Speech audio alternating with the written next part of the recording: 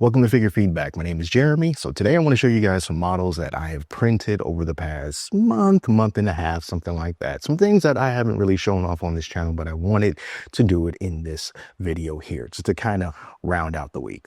All right, so all these models are just going to be things that are decorative and fun, not so much functional, but those are the type of things that I like to print. We're going to start things off with a prop. This prop is Han Solo's blaster from Star Wars, and this actually has its own base as well, that using a combination of white PLA and silk PLA was able to get this Star Wars Han Solo's DL-44 blaster just engraved into it right there, and that is really awesome. This I just printed out using my tried and true deeply black PLA, some of the cheapest black PLA that I could find, and it has always done a very good job.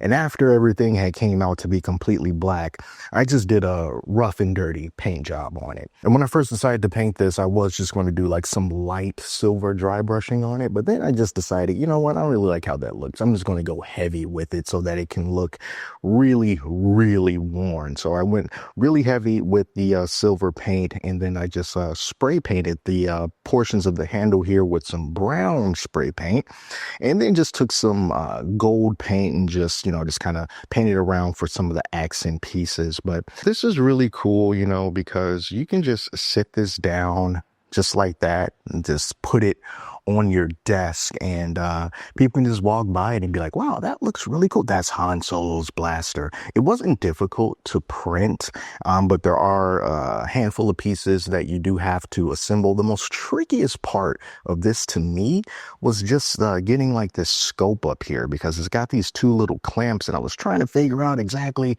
how it's supposed to go on. Is it supposed to go directly on top, or does it sit off to the side, and blah. So you're definitely going to need some glue. And then also on this stand, it has this little nub right underneath the handle, so you can kind of just position it where it's supposed to go and just kind of let it go. But you do got to be careful if you try to spin this around, because it can like lose its footing and it can just tumble over. But if you just kind of see, it almost did it there. But if you just kind of leave it in place and don't expect this whole base to be shifting and moving around, it can be a very nice display piece, especially if you are a Star Wars fan. And for me, I have it set up just right back here, and that's where I'm going to put it. And just continuing with the Star Wars theme, Galactic Armory has these new kit cards that they released. There's one that's for free, and there's some couple of others available on their Patreon, and I printed out a couple of them, and one of them is this model here for this X-Wing.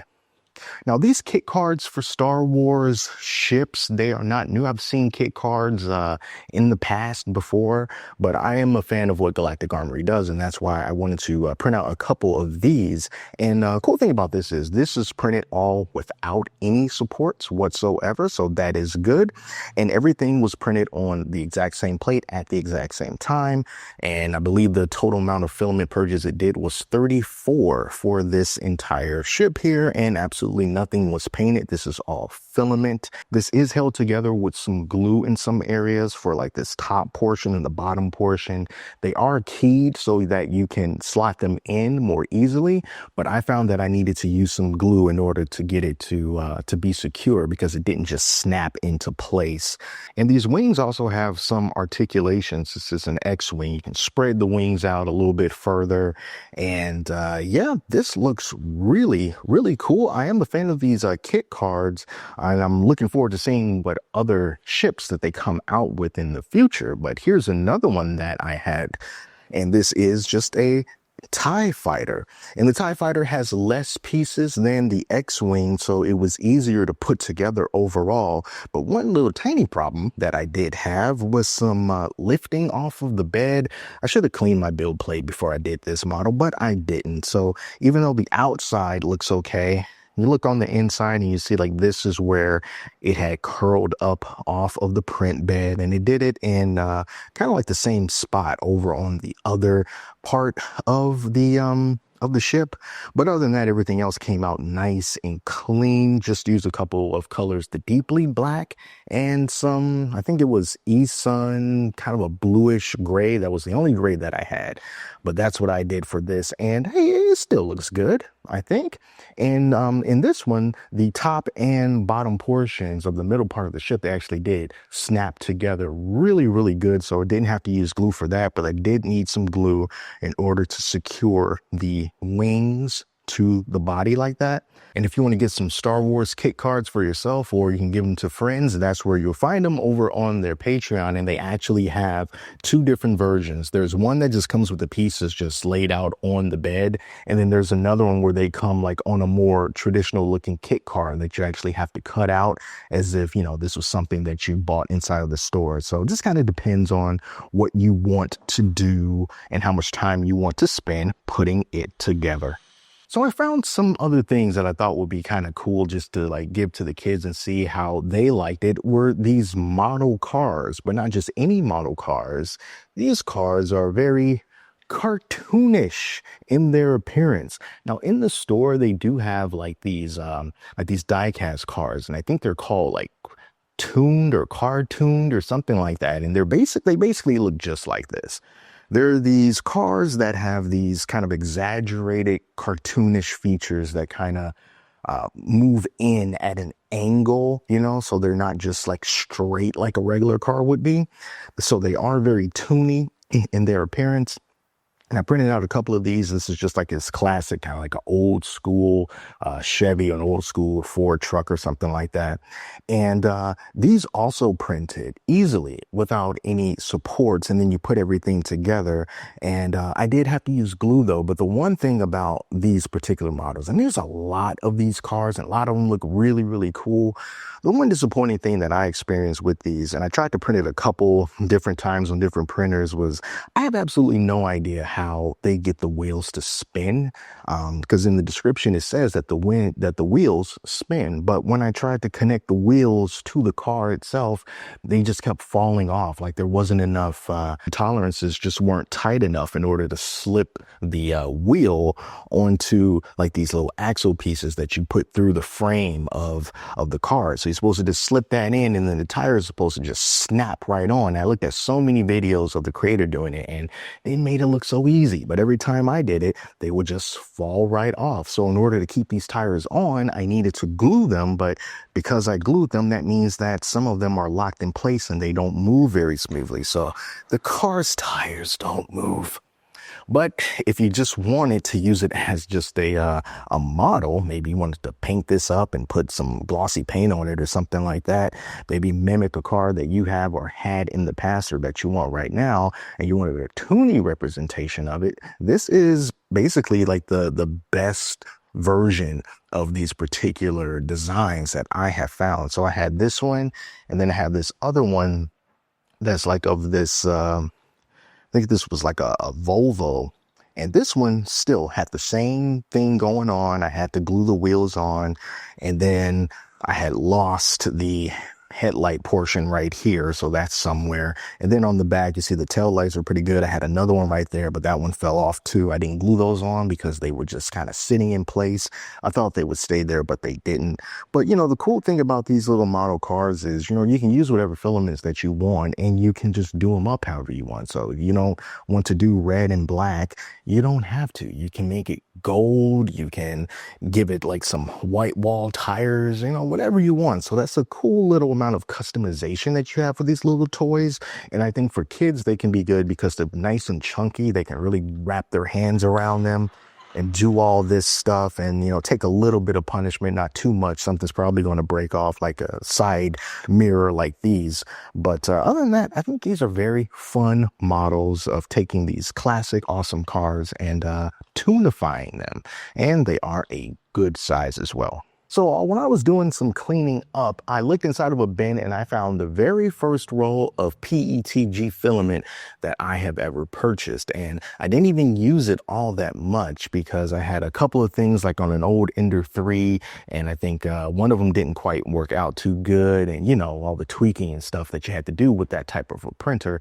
So I put that PETG away. I didn't mess with it anymore. And then I was introduced to rapid PETG, and that's all I've used since. But I brought that old roll of filament back out and I dried it, and I decided to try printing it using the FlashForge 85X, and I wanted to print a cube.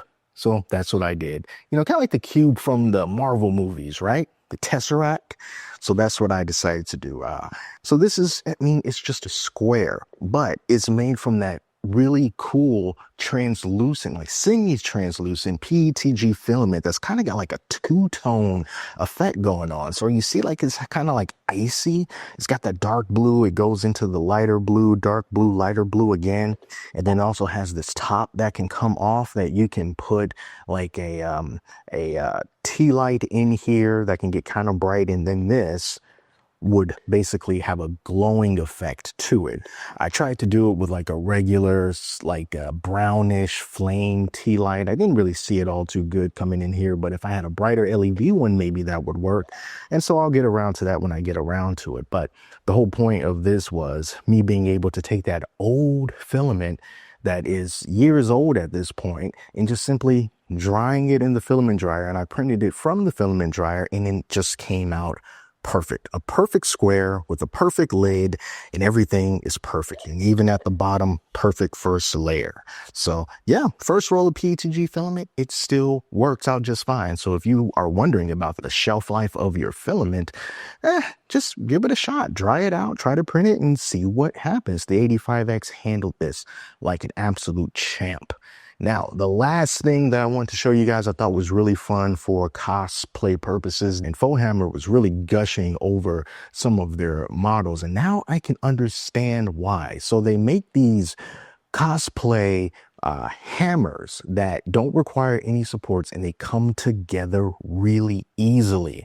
And you can buy like all 11 of them for like $50, but I just wanted to see what it was like. So I tried the free model that they have available like on My Mini Factory, and it is of these blacksmith hammers. And I printed 2 of them because I wanted to see how they would turn out when this one was printed on the Fulson T1 Pro, and then this one was printed on the Bamboo Lab H2D.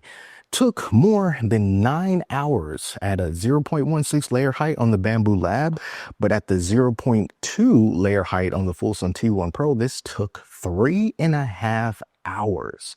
So much, much faster. And then when I look at these hammers and just kind of compare them, you know, the Bamboo Lab one looks a little bit better, but you know, considering the amount of time that was saved to print this one as opposed to this one, I could have printed 2 of these and this one still would not have been done.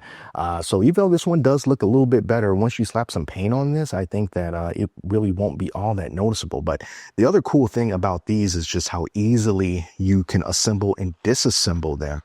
So they have like these threaded parts here.